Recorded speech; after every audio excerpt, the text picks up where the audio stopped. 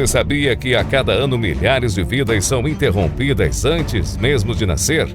Nesta semana veremos como a cultura da morte está presente e cada vez mais naturalizada nas pautas intelectuais e políticas em defesa da legalização do aborto e eutanásia. Além disso, vamos refletir sobre como a cultura de morte permeia a nossa sociedade e qual é o nosso papel enquanto Igreja de Cristo nela. Vamos estudar um assunto importantíssimo: a dessacralização da vida no ventre materno. Você e sua família precisam aprender essas verdades a partir de uma perspectiva bíblica. Esperamos vocês na Escola Dominical.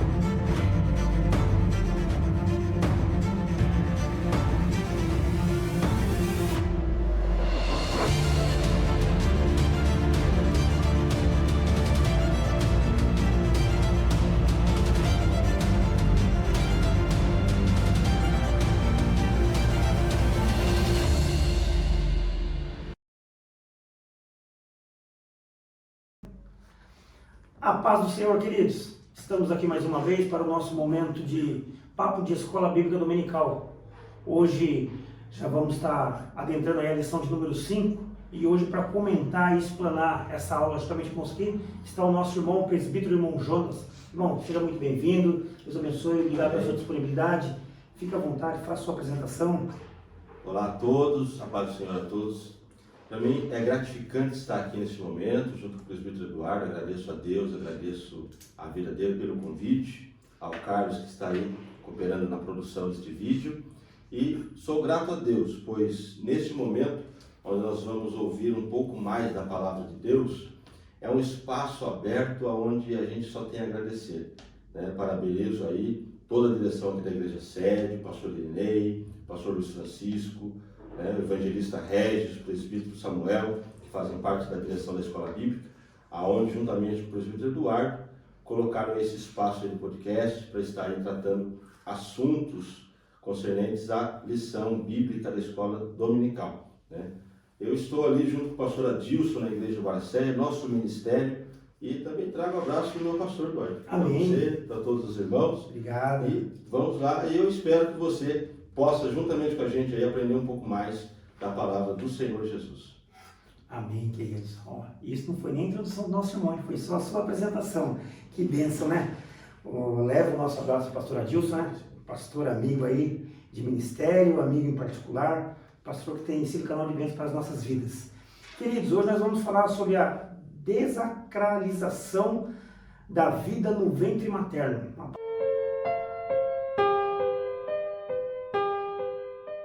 Palavrinha um tanto quanto difícil, né? Desacralização da vida no ventre materno.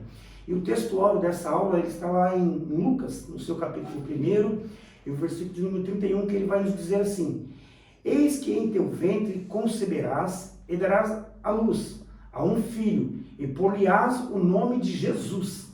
E a verdade prática, ela menciona para nós assim: a concepção divina de Jesus Cristo sacraliza a vida no ventre materno e se opõe à cultura da morte infantil intrauterina do presente século.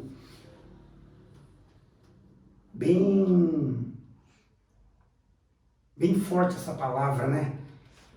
Intrauterina do presente século. E aqui, para nós já começarmos a conversar um pouquinho, presbítero Jonas, nós podemos até falar um pouquinho a respeito dessa verdade prática aqui, para o nosso ouvinte, para o nosso irmão que nos assiste nesse momento.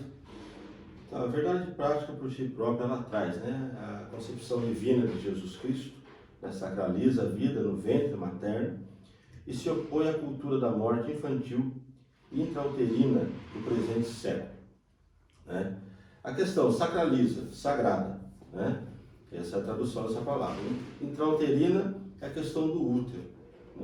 Então aqui já na verdade prática nos coloca que a ideia ali de quando o anjo chega para Maria e dá o aviso a ela que ela vai conceber um filho e tal, ainda sendo virgem, nos traz já a ideia que a formação da criança no ventre, é algo sagrado, aonde hoje dentro, a gente não pode generalizar, mas dentro aí de alguns pontos da sociedade, meio já que se distanciou. Então a geração dentro do útero da mulher é algo sagrado que não se deve jamais aí, como a gente vai decorrer na lição, se interromper. Né? Então aqui através de Jesus, né, na verdade prática, nos traz essa ideia, porque no presente século, no século em que vivemos, a gente vê que em alguns lugares ainda meio que se está desvalorizando a vida. Isso. Né? Tanto a vida já de, como nós aqui que já estamos formados, digamos assim, como também daqueles que está sendo gerado ainda no ventre, ou, e até em alguns casos, né, criando-se algumas ideias para que, vamos dizer, as mulheres, os casais, novos casais desse século aí, não tenham interesse em ter filhos. Né? Então, hoje essa lição vai pegar bem aí nesse assunto aí. Vai ser uma aula bem completa para vocês. Sim. Amém? Como diria nosso pastor Adão Gaivoto, né? Apenas nós aqui vamos dar um beijinho na flor. E você que quiser aprender um pouquinho mais sobre essa aula, venha participar da nossa EBD presencialmente. Já de antemão já faço até o convite para você, não perca esse trimestre, um trimestre muito rico, onde nós estamos aqui com o tema desse trimestre, nos diz assim: a Igreja de Cristo e o Império do Mal. Agora que está a chave do negócio.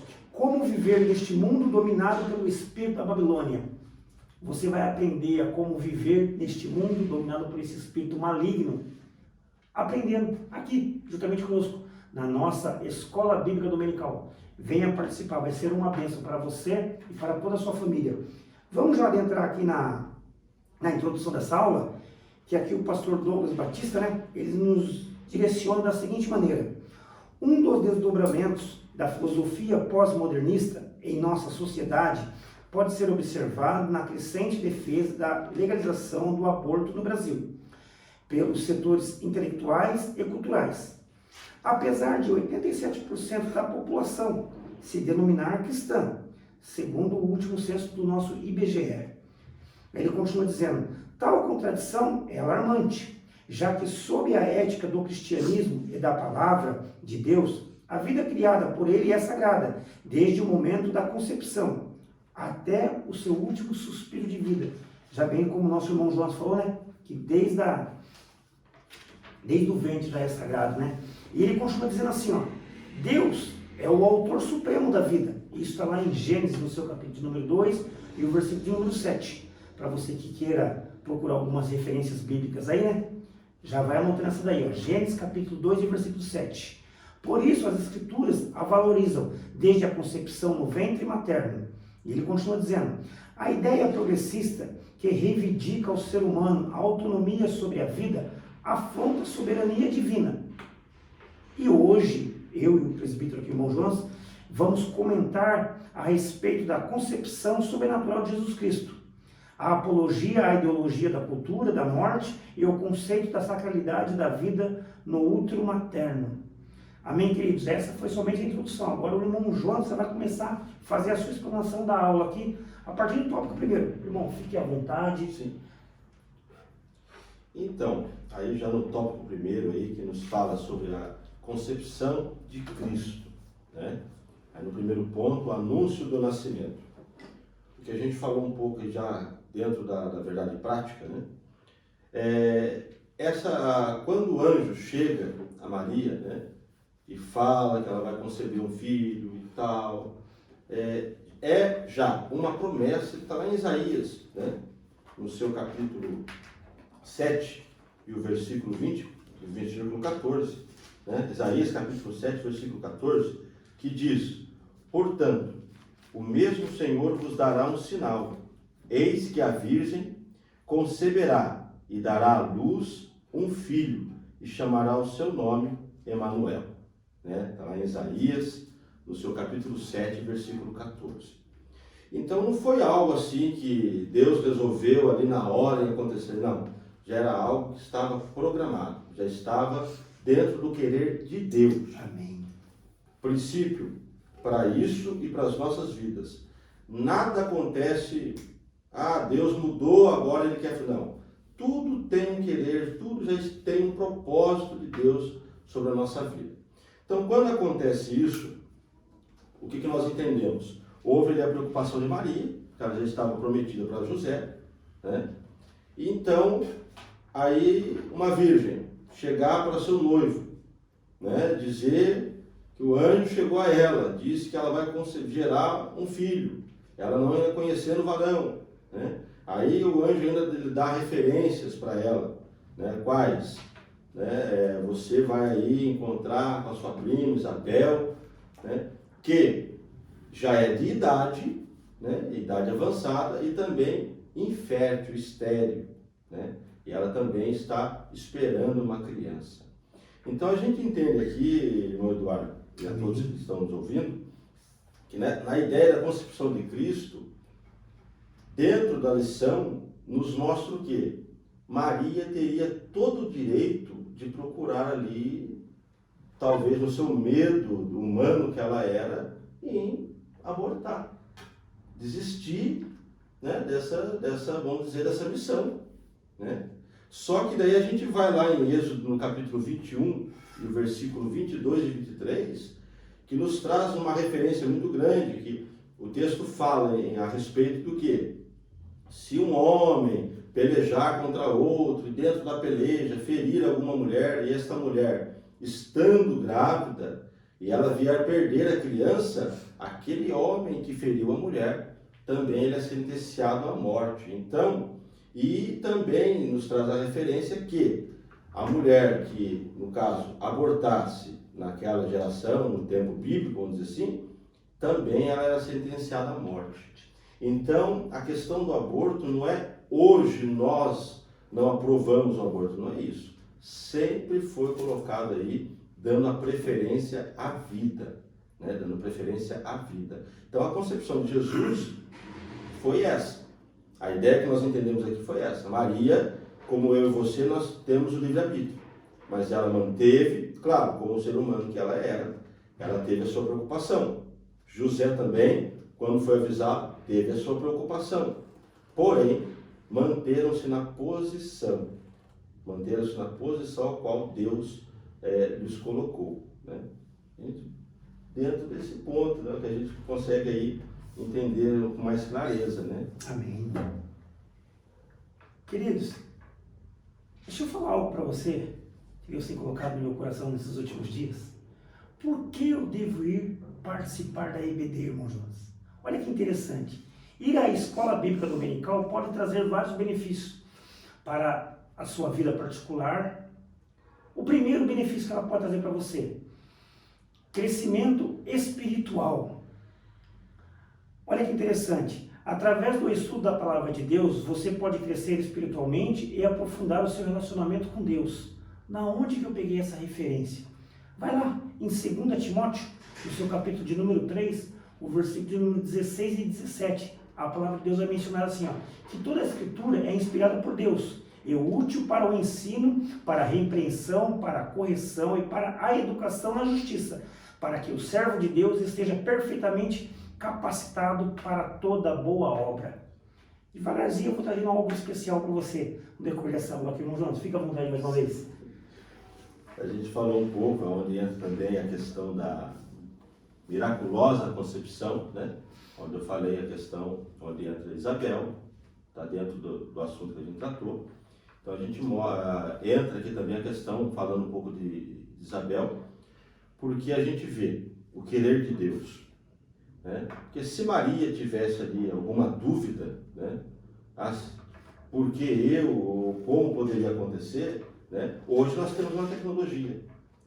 Uma mulher infértil, ela faz um tratamento, ela consegue aí atingir seu objetivo casal em gerar uma criança. Mas naquela época não tinha. Então aí o próprio anjo lhe dá essa referência, né? Isabel, sua prima, também está esperando uma criança e tal. Então a gente vê, poxa, espera aí, Maria, virgem, gerando uma criança, ter uma criança, Isabel já de idade e ainda estéril, né? Se ali no momento Maria achava impossível, ela sendo uma virgem, né, gerar uma criança, conceber uma criança, então aí Deus, né, mostra para ela que o impossível, duas vezes aí, pois Isabel já de idade estéril, também estava gerando uma criança. Então nós vemos desse ponto que para Deus nada é impossível, né? Para Deus nada é impossível. Aí, Eduardo, tem a questão da bênção do nascimento, né? Que é um outro ponto aí. Eu até marquei aqui, quero compartilhar com os irmãos. A vida ela é gerada, né? E ela é um milagre. Está lá em Eclesiastes, né? No capítulo 11, versículo 5. Porque se a gente parar um pouquinho para entender a ideia da vida, a mulher hoje ela gera criança. No seu útero, tem todo aquele processo, o tempo. Mas nós vemos que a criação, a vida, ela é tão importante porque a vida partiu de Deus. Isso. Deus fez o primeiro ser humano, Deus fez Adão, do pó da terra. Deus formou o homem, né? Depois Deus foi lá, fez Eva da costela de Adão, formou a mulher. Então Deus viu que o prazer em ter feito o homem e a mulher, a alegria. Né? Então quando a gente vai para esse lado, a gente vê que tudo partiu de Deus. Não tem condições de eu falar algo, por exemplo, aqui, o irmão Eduardo fez isso, formou isso. Ainda que ele tenha inventado alguma coisa na cabeça dele aí, Deus formou ele, Deus o abençoou, Deus deu consciência, inteligência para ele realizar alguma coisa. Amém. Então, tudo vem o primário ali, vem de Deus. Então, a bênção da vida, de gerar a vida, ela é tão importante, porque ela tem os seus princípios. Né? Quando alguém, a gente vê, quando alguém às vezes pensa, não, eu não quero ser pai agora, eu não quero ser mãe agora, mas quando, a partir do momento que ele pega seu filho no colo, a mãe ali no momento do parto, ali ela pega a sua criança, é um momento muito lindo. Eu passei por esse momento 2 vezes. Glória a Deus por isso. Né? E a gente vê, a gente consegue ali, irmãos, entender. Nas 2 vezes, no nascimento do William e no nascimento do Gustavo, eu não me senti Deus, mas eu tentei procurar um pouquinho ali o sentimento de Deus na ideia da criação. A paternidade, né? Porque a gente entende ali, quando Deus criou o homem e deu vida ao homem, a sensação de Deus, olha, eu formei, né? Eu fiz. Né? Então aí a gente vai levando como que a gente consegue às vezes entender, como algumas pessoas às vezes, Eduardo, não têm essa valorização da vida e criam-se algumas leis, ou tentam criar algumas leis, né? E até mesmo incentivar algumas pessoas a não ter esse prazer da vida. Né? Que é um pouco, né, a gente vai até meio antecipando as coisas aqui, eu fico pensando que seria uma ideia de quem não é a favor da vida, para vocês entenderem, que não tem uma lógica. Porque se eu, um exemplo, tá, irmãos? Se eu faço algo, uma lei, projeto, algo, desfavorecendo a vida, indo contra a vida, eu estou indo contra aquilo da onde eu me formei. Porque eu também tenho uma vida, sou uma vida. Isso mesmo. Então você vê que são coisas que não têm lógicas, né? Porque a vida, ela é sagrada, como a gente falou, ela é sagrada, né? O ponto é que um dos mandamentos é o quê? Amar o próximo como a ti mesmo, né? É sempre o amor respeito à vida. Maravilha, né?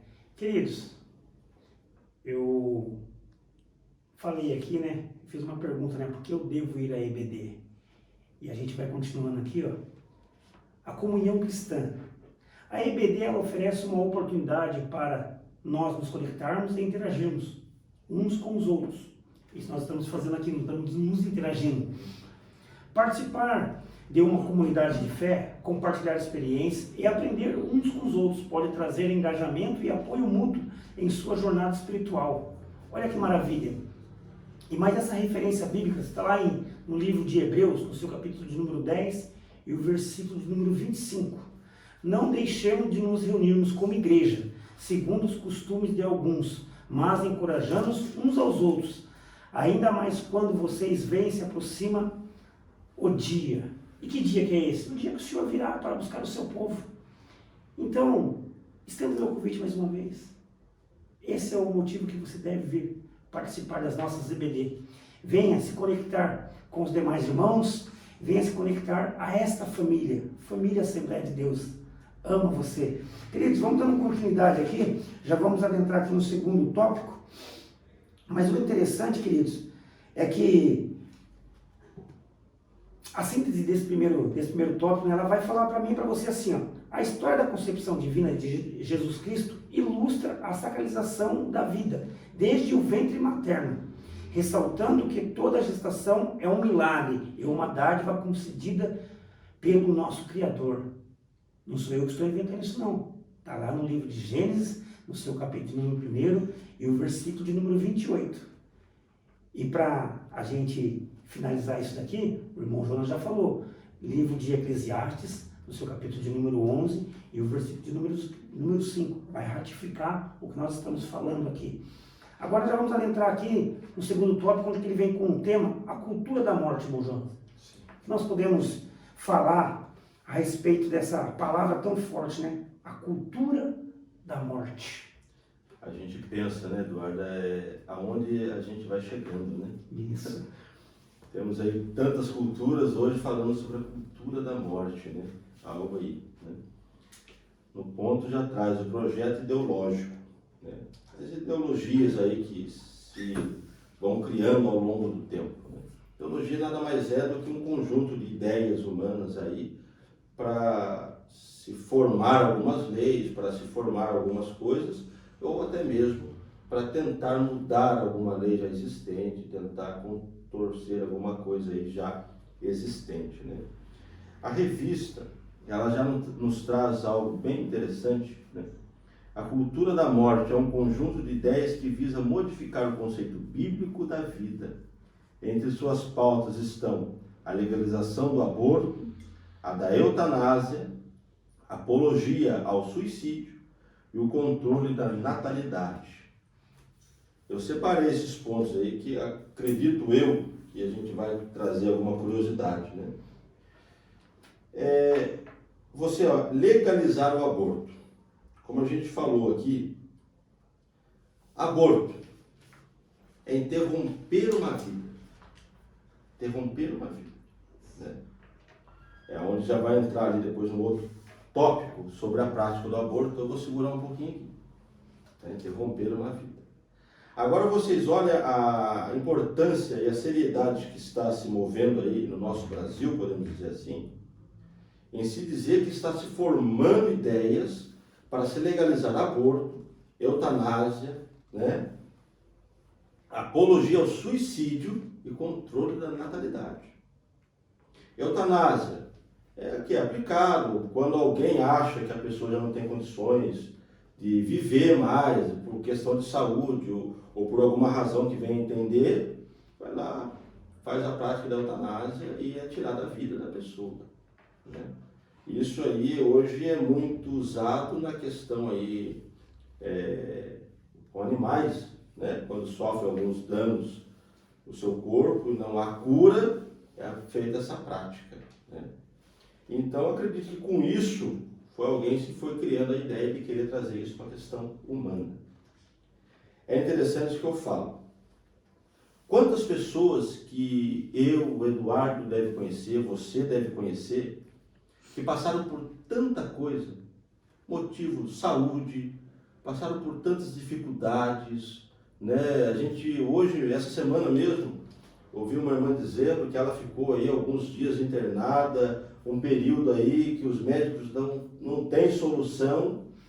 Se tivesse liberado a eutanásia, se tivesse como que... Será que alguém chegava? Não, aplica. Aí ela não estava pregando na nossa igreja essa semana. Não veríamos o milagre. Não veríamos o milagre. Entendeu? Isso que você falou, Eduardo, o Eduardo parece que está aqui lendo a minha mente. Por quê? São coisas que estão, de certa forma, oprimindo, tentando abafar para que o milagre, para o que querer de Deus, as mãos de Deus, não venha a ter mais ação entre os seres humanos. Porque quando eu falo, está muito doente, aplica a eutanásia, pode tirar a vida, eu estou decidindo. Eu estou tirando Deus de cena. Então eu vou entender que, não, Deus não precisa trazer cura, Deus não precisa renovar, não, desde que a gente resolve aqui. Só que eu tenho alguns amigos que são médicos, e se você tiver curiosidade, pergunta para um médico que você deve conhecer, quando ele encontra com um paciente que já está, vamos dizer assim, nas últimas,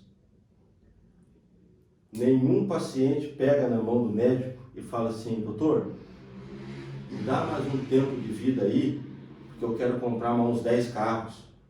Me dá mais um tempo de vida, porque eu quero brigar mais um pouco com meus irmãos. Não. Ele pega e fala: doutor, dá mais um tempo de vida, que eu quero pedir perdão para meus irmãos, eu não consegui ainda. Me dá mais um tempo de vida, porque eu quero dar aquele abraço no meu filho, que eu ainda não tive a oportunidade de dar e agora estou vendo que eu quero. Então, no último momento de vida, você vê as pessoas, de uma certa forma ali, realmente se encontrando com Deus a um ponto, né? Que daí eu vou falar: poxa, então... E, de certa forma, até alegrando o médico em querer fazer o seu melhor para que aquela pessoa saia do leito do hospital e poder consertar isso que ele está querendo. Então a vida é tão importante que a gente vê nisso, tão importante, que se você perguntar hoje para alguém: você quer morrer? Ninguém quer. Até a gente que sabe da nossa salvação, mas não, irmão, não é que a gente não crê, a gente crê na salvação. Mas assim, é algo nosso, os nossos pais nos viram crianças, nos vê hoje formado. Eu tenho certeza que o Eduardo quer ver as suas filhas hoje formadas, progredindo, eu também, né? Entendemos, se Jesus nos chamar no particular ou no coletivo, amém. Mas o nosso desejo humano é esse, é viver. Por quê? Porque Deus deu esse desejo em nossas vidas, em viver. Deus quer que a gente venha viver o melhor da terra, né, Eduardo? É isso mesmo. Então a gente tem essa ideia. Então você vê, a eutanásia já não tem, se você analisar, não tem base. Aí você vê a apologia ao suicídio. A gente vê aí pessoas, suicídio, a própria pessoa tirar a sua vida. Como que a gente vai acreditar em pessoas que querem criar leis, né, para apoiar alguém a cometer suicídio? Sabe, às vezes alguém diz assim: mas isso está tão distante, né? Mas a gente não pode esquecer. Eu tenho filhos, o Eduardo tem filhas, você tem filhos, outros têm netos. Então são coisas que às vezes alguém que tenha mais idade, eu não vou chegar a ver isso aí, mas seus filhos podem chegar a ver, seus netos vão chegar a ver. Tem a nossa geração ainda para prosseguir. Enquanto Jesus não voltar, com a graça de Deus, eu creio isso, que a minha, a do Eduardo, do Carlos, a nossa geração, a sua geração, vai prosseguir em frente nos caminhos de Deus. Então, hoje, nós que aqui estamos aí na posição, temos que fazer essa diferença. Amém. Em lutar contra isso, né? Em deixar claro, né, que é claro, a gente vê, o suicídio a Bíblia condena. A Bíblia condena. Eu não posso dizer que esse não vai para o céu, aquele vai. Mas a Bíblia, ela nos dá a referência de condenar, na condenação. Quem tira a própria vida. Então eu estou o quê? Automaticamente, então, uma lei sendo inventada, não. Vai dentro de viver, tira a sua vida. Então a gente vê que tem coisa, como eu falo, não tem lógica, né? Então eu acredito tanta coisa para, vamos dizer, de um modo geral, alguns governantes tal, fazerem leis, estruturas para melhorar a vida do ser humano, e às vezes fica se pontando nessas coisas que não vai nos levar a nada, né? Então a apologia ao suicídio, né? E o controle da natalidade, né? Alguns dizem que todas essas ideias aí se resumem na natalidade, né? Que é se basear aí no controle da população, em quantidade da população, né? Mas aí a gente analisa, mas como que vai se ter um controle nisso, né? Tirando vida? Não tem condições, né? É a mesma coisa quando alguém fala, não, vamos aí economizar dentro de casa. Mas você nunca economiza daquilo que te faz falta, né? Se você consome algo a mais que você ali se alimenta em casa, você não vai deixar aquilo faltar. Então, se a vida é dada por Deus, e eu chego e falo, não, vamos ter um controle, vamos aí começar a exterminar alguns seres humanos aí, para a gente abaixar o número de população, então não tem base. Se começa por onde? Vai se começar por mim? Vai se começar pelos mais velhos? Pelos pequenos? Então são coisinhas, são leis aí que são inventadas, colocadas, né? Para se tentar chegar a um ponto. Eu acredito que não vai se chegar a tal ponto porque nós temos, graças a Deus, pessoas aí cristãs, né? Dentro do Congresso, dentro aí dos parlamentos, aonde estão aí lutando pelo povo cristão, lutando aí em favor à palavra de Deus. Amém. E isso, bem lembrado dessa última fala sua agora, que eu me recordo que na primeira aula, na gravação com o nosso evangelista Simão Regis, ele mencionou que, graças ao Senhor, né, foi dando estratégia para os nossos líderes aí, e nós temos uma bancada ali hoje nos parlamentos, uma bancada evangélica, uma bancada cristã, atuante, ou seja, que ainda zela pelos valores doutrinários bíblicos. Louvado seja o Senhor por isso. Irmão João, para a gente dar uma continuidade aqui, já no segundo tópico, sobre o direito sobre o corpo, aqui ele traz um slogan bem forte, né? Meu corpo, minhas regras. O que nós podemos mencionar ainda sobre isso? É interessante porque é que a gente vem tratando, né? Hoje se coloca aí, né, Eduardo, se inventa muita coisa para querer se distorcer a palavra, né? Tudo bem, meu corpo, minhas regras, né? Como se coloca hoje por aí. Mas a gente entende, né, como diz a palavra, né? Nós somos o quê? Templo do Espírito Santo, né? Templo do Espírito Santo. Algo bem assim, acredito, claro para a gente, nós somos casa do Espírito Santo. Hoje, o Espírito Santo habita em você, habita em mim, nosso corpo. Então, vamos imaginar o Espírito Santo como ele é uma pessoa. Ele habita em nós que somos a casa. Aí eu digo, como que você gostaria que alguém tratasse a sua casa? Está lá, fez a sua casa, pintou do seu gosto, teve todo o trabalho, escolheu o piso, escolheu a cor da pintura, escolheu os móveis, toda a dedicação, trabalhou, conquistou ali suas finanças para deixar tudo liquidado. Sua casa está do jeito, a casa dos sonhos. Aí entra o Eduardo lá na sua casa. Na sua casa. Aí a gente começa a mão suja, põe na parede. A gente vai mexendo em alguma coisa lá, quebra uma torneira, né? Sobe no telhado, pisa numas telhas de qualquer forma, deixa quebrada, aí chove, gotera na sua laje, estufa tudo o gesso do seu teto, começa a desmanchar. Você vai gostar? Não vai gostar. Não vai gostar, né? Ah, mas aí você fala, mas você deu um exemplo entre você e o irmão Eduardo. Agora, e se eu fizer isso?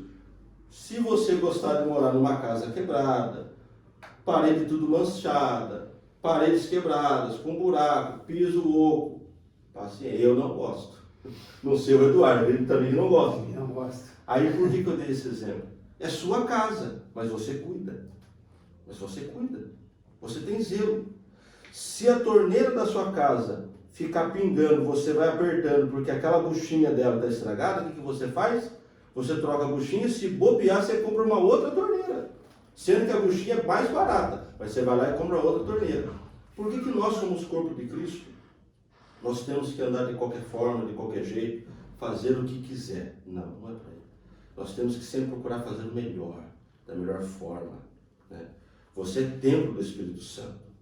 Quem passa na rua da sua casa olha assim, poxa, aquela é a casa do Jonas. Olha que casa bonita. Aquela é a casa do Eduardo. Olha que capricho.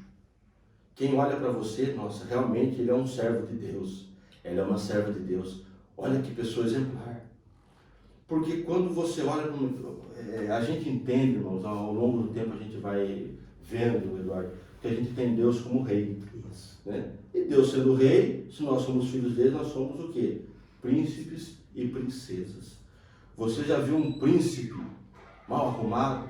Um príncipe talvez aí todo desconcertado? Eu ouvi até aí um comentário sobre um jogador de futebol. Vou entrar aqui num tema aqui para causar curiosidade e vocês fazerem os seus comentários aí, porque depois o Eduardo bolar aí algo que eu acredito que vai ser fora desse trimestre, mas ele vai bolar. E esse jogador muito famoso, não vou dar aqui crédito para ele aí, né? Mas perguntaram para ele por que ele não tinha nenhuma tatuagem. Nada contra, irmão, quem tem, mas perguntaram para ele. Aí ele falou assim: vocês já viram alguma Ferrari com algum adesivo? Essa foi a resposta dele. Vocês já viram alguma Ferrari com algum adesivo? Quer dizer o quê? Se mantém o original, se mantém o que é. Graças a Deus. E você é templo do Espírito Santo. Eu acredito que essa é a forma mais prática de deixar claro. É a casa de Deus. Amém. Somos a casa de Deus, né? Para a gente prosseguir, irmão Jonas, vamos falar um pouquinho aqui sobre a prática do aborto. Sim. Vamos falar um pouquinho sobre esse tema aí, um tanto quanto importante também.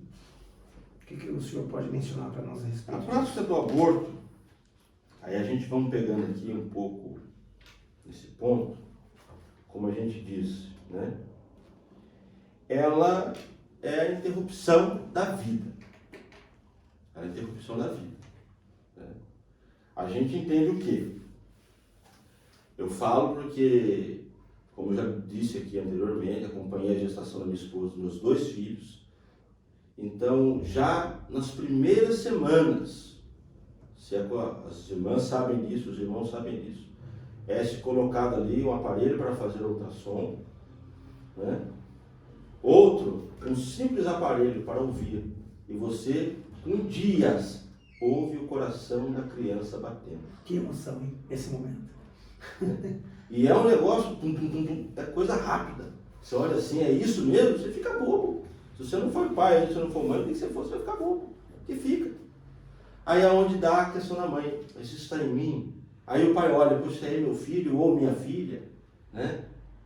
Então, aí, lei se coloca, não, mas ainda não formou, não tem formação, etc e tal, pode praticar o aborto, né? Através de um remédio, né? Antigamente se usava muitos tipos de chá para se provocar aborto, né? Então, a gente vê que é interromper uma vida, é tirar uma vida, né? Ainda que não tenha assim, uma formação no corpo ao qual a gente conhece, mas já tem um coração batendo, um coração funcionando, né? Então a gente vê aí, né, seja 1, 2, 6, 10 semanas, como vai, o coraçãozinho está ali batendo, né? Então a gente entende o quê? É uma vida sagrada, é sagrada, né? Então, poxa, se eu e você, talvez, fôssemos aí, nossa mãe tivesse feito um aborto ou alguma coisa, eu e você não teria existido, né? Será que se essas leis já existissem, alguém que hoje quer aprová-la, talvez não teria existido, né? Aí entra junto ali no outro tópico, Eduardo, que fala sobre a vida inviolável. Isso. Né? Ele entra dentro da sacralidade da vida. Já posso entrar aqui? Pode. Já está no gatilho aqui? Vamos lá. Porque a gente vai lá em Gênesis 2:7, né? Que nos mostra que Deus criou o homem, né? Deus criou o homem. Um dos pontos que se usa para favorecer o aborto é a ideia. É uma família carente, que não tem condições, né? Ou até mesmo, às vezes, dentro de um certo ponto da gestação, se faz algum exame, a criança vai ter alguma deformidade, ou a criança vai ter, né, algum problema de saúde. Em alguns países já é aprovado isso, né? Se dentro ali do ultrassom constar que a criança vai ter uma deformidade, algum problema de saúde, né, microcefalia, etc., em alguns países já é liberado e a mãe, o pai, a família ali pode optar pelo aborto. Isso. Só que aí eu faço uma pergunta para hoje. Se você parar e perguntar para as mães, para os pais que têm seus filhos hoje, síndrome de Down, tem alguma deformidade, e perguntar para eles, e aí, como é a experiência sua com o seu filho? Eles vão falar assim, é a melhor coisa que poderia ter acontecido na minha vida. Então a gente vê. Ah, irmão, mas a gente vê às vezes uma criança com microcefalia, ela não vai reagir, viver como a gente assim vive. Mas Deus dá condições. Porque quando eu entendo que a família é projeto de Deus, Deus ele traz os meios. Tá? Eu tenho até um exemplo aqui que eu pedi até permissão para minha cunhada para falar, né? A Regiane e o Marcelo, ela é irmã da minha esposa, eles congregam ali na igreja da Baronesa, né? E ela tem um filho, nosso sobrinho, o Bruno, carinhosamente Bruninho, né? Ele tem síndrome de Down, né? E já quando nasceu, né, os médicos colocaram ele assim, ele não vai andar, ele vai precisar de um balão de oxigênio para o resto da vida, ele não vai falar, ele não vai se mover, dessa forma. Aí você para comigo e imagina como fica a cabeça de uma mãe, porque nos ultrassons, tudo, não deu nada nessa questão, essa alteração dele, né? Ela foi descobrir quando ele nasceu. Aí você imagina a cabeça de uma mãe ouvindo o médico falar isso.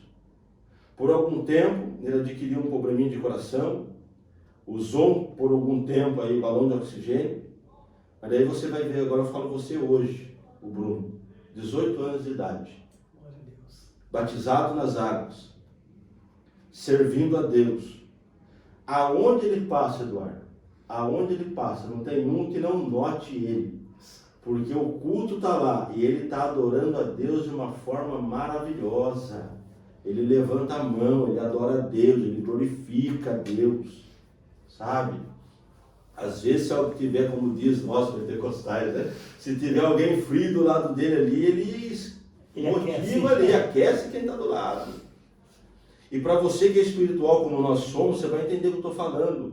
O culto está acontecendo, o Bruninho levanta, e às vezes ele vai até uma pessoa, ele põe a mão na pessoa, ele ora do jeito dele.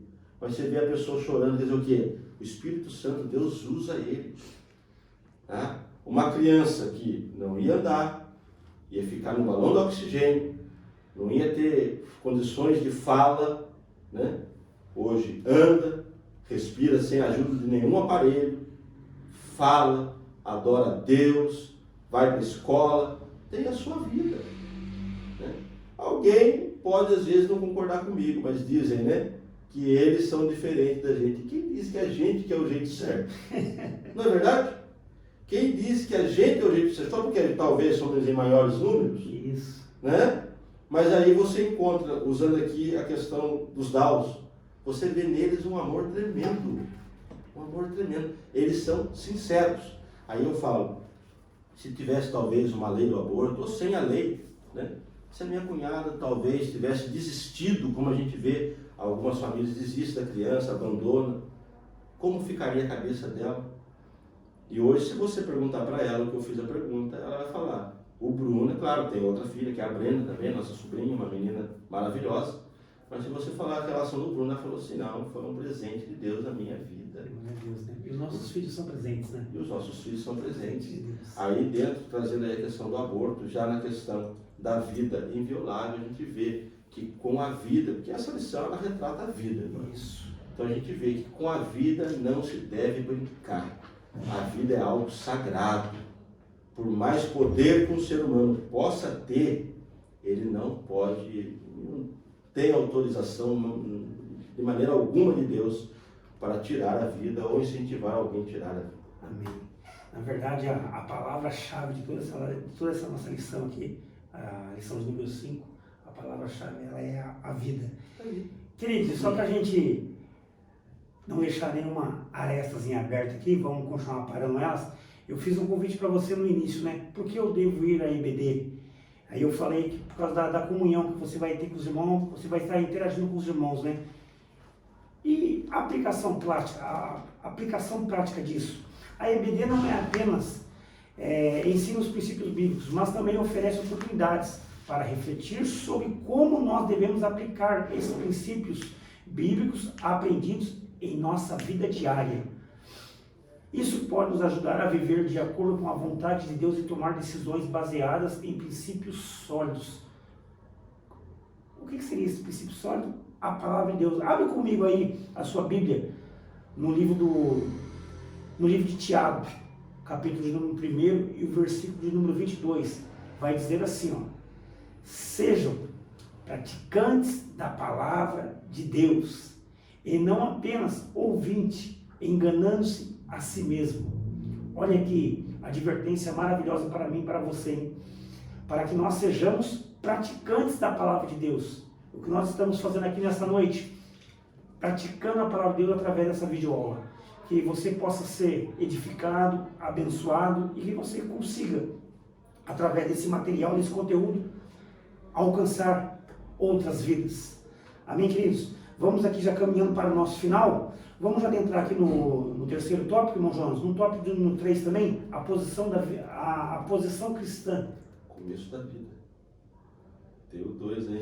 Desculpa, eu pulei o começo da vida, perdão. Estava me esquecendo dele, vamos lá. Isso que é bem interessante aqui, que eu fiz uma anotação. O começo da vida. Né?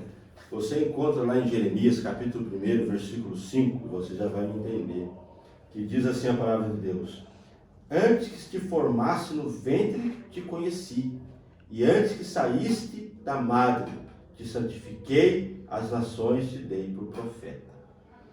Então, deixa eu fazer uma hermenêutica aqui, Eduardo. Eu gosto de viajar um pouco. Fica à vontade. Para quem não sabe, hermenêutica é a arte de interpretar. A gente pega aqui Jeremias, né? Dentro da lição você já entendeu. Antes que te formasse, já te conheci. Né? E antes que saísse do ventre, quer dizer o quê? Antes que você nascesse, já te santifiquei e as nações te entreguei por profeta. Aí você vê aqui em Jeremias, então você vê lá conjunto aí com o ID, né, de Jesus, profeta, Deus dá para ele e ele transmite para o povo. Né? Aí você fala, não, mas o ID não é para o missionário? Sim, sim. Mas também você pega de Deus e leva também para o povo.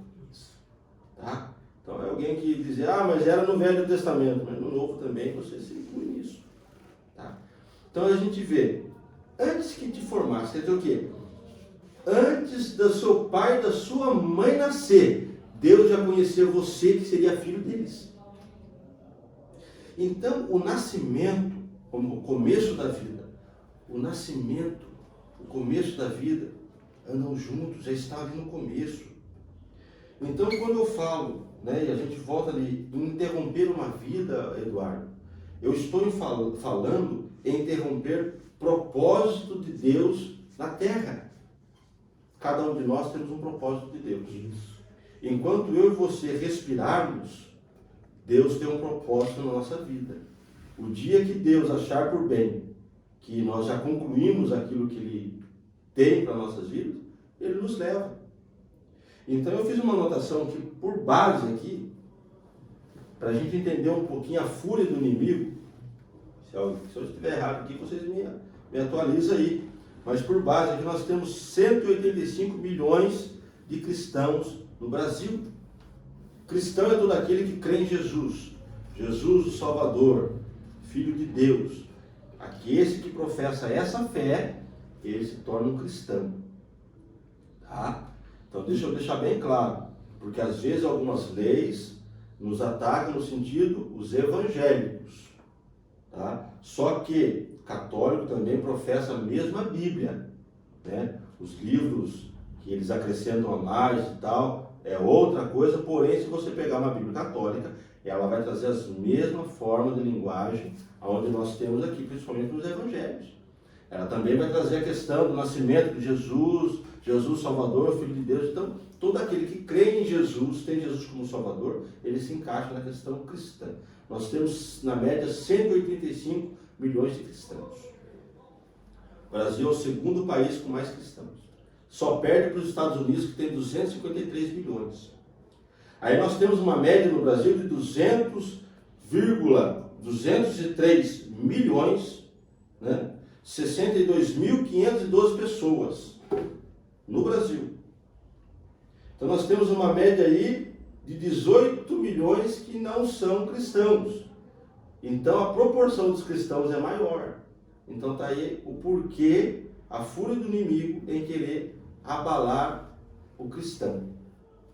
Porque eu e você a gente luta.